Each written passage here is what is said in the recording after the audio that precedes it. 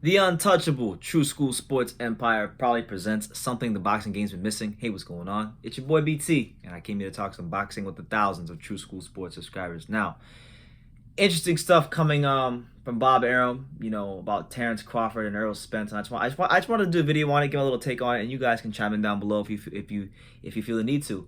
But I want to give a shout out to to Barbershop Conversations.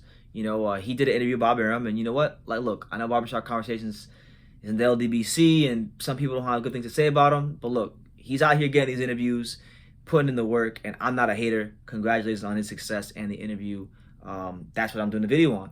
So, in the interview with Barbershop Conversations, Bob Arum stated that, he stated something that's honestly fair and it's obvious, but here's what he said in regards to Crawford versus Spence and the purse splits and the negotiations. He said the following, I quote, "If you want to do a split, you should do a 40-40 split, and the winner gets another 20%. That would be okay. That's how you do a 60-40 split. Wouldn't it be much more interesting? The UFC, I believe, has done it in a number of their fights."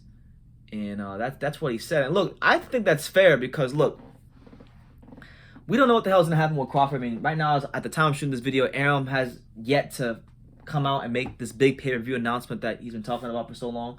But if this fight ever does happen, and, I don't know if it's going to, but if it ever does, neither one of these guys is a big star. He's not as big of a star as he thinks he is, and he's not as big of a star as he thinks he is. Although I don't think he thinks he's as big of a star as this guy is. This guy's a bit more of a diva than this. This guy's a much bigger diva than this guy. This guy wants to fight. He's kept that same energy. He's been changing his tune, moving the goalposts for a long time. So, with that being said,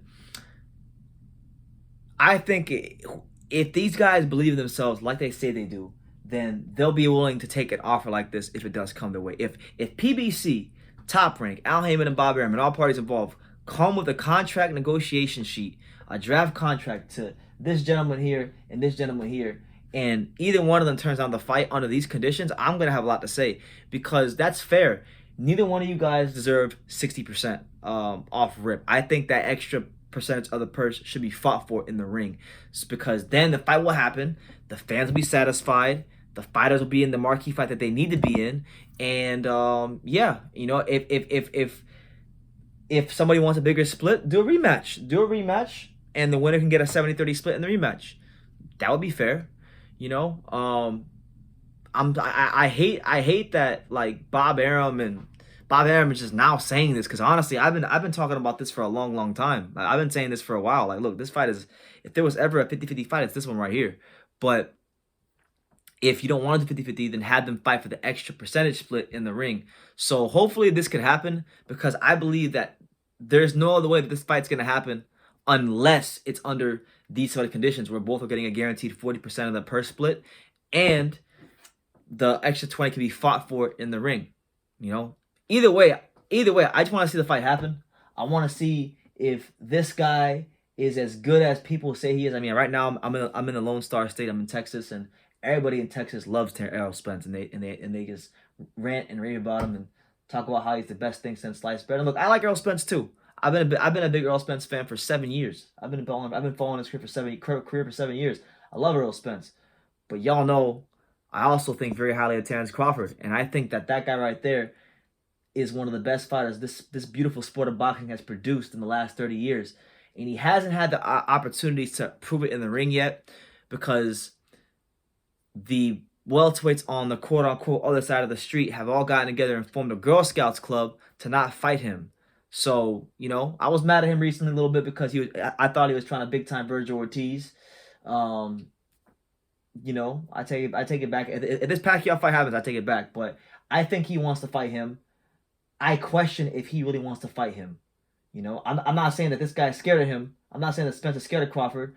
But I think there's a reluctancy to fight him, because he knows if he fights him, there's a big chance he can lose. And I think losing scares this guy a lot more than it scares this guy. Now, people who on the Spence side might say Errol has fought the better people. Errol has proven himself to be the more credible welterweight. Well, you know what I would say? He better have fought the better people, because he turned pro at the damn weight class. He turned pro at welterweight. He just got here like not even what 2 3 years ago maybe. So he better have a better resume than Terence Crawford. That's what I'll say. You know. But make no mistakes about it. He still hasn't fought no killers yet. I mean, he fought Sean Porter, who's a good fighter, but he hasn't fought no like A-level fighter. He didn't fight Manny Pacquiao. He didn't fight Keith Thurman. He didn't fight Crawford. He didn't fight none of the top guys. He fought Danny Garcia, who's a glorified who at 147. Danny Garcia is a glorified tune-up. A glorified tune-up. You know, I was expecting a lot more from Danny Garcia, but Danny Garcia did the normal Danny Garcia thing. He fought just good enough to look good losing. You know, he's mastered the art of that one at 147. So, you know, should I really get gassed up about what Spencer did to Danny Garcia? Not really. So, that's the news. You know, Bob Arum comes out in a Barbershop Conversations interview and says, look, well, let's do 40-40 with the extra 20% going to the winner. And I think that's fair. Hopefully that can happen. But I don't think PBC, Al Heyman, and all parties involved will be willing to do that because they're under the impression that Errol Spence is this mega star, which right now at this present moment he isn't. Which is why I think with this fight being the biggest fight in the division and one of the biggest in all boxing, these guys need each other, and they should sign a 2-fight deal, do a 50-50 the first fight, and the winner can get 60-40 or 70-30 in the rematch. That would be fair to me, but that's just my opinion. But you guys let me know what you think about Bob Arum and his comments. What do you guys think? You know, just wanted to talk about that for a second, give my little thoughts on it. But yeah, leave your comments down below. Make sure you smash that like button. Take the time to subscribe. Like I say in every single one of these videos, you can love me or you can hate me, but I'm just a kid from Daniel. So until next time, take care, guys.